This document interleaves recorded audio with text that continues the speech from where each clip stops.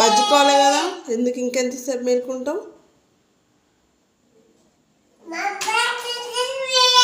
ఇట్లా చేస్తావు, ఎందుకు అట్లా చేస్తావు?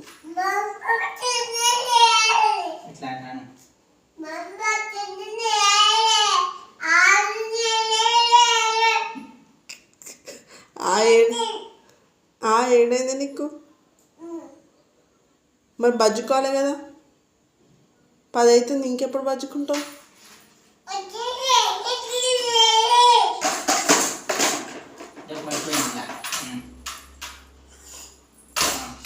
ఇంకేమో అంటుంది చూడు మళ్ళీ అమ్మ ఏమంటాడు?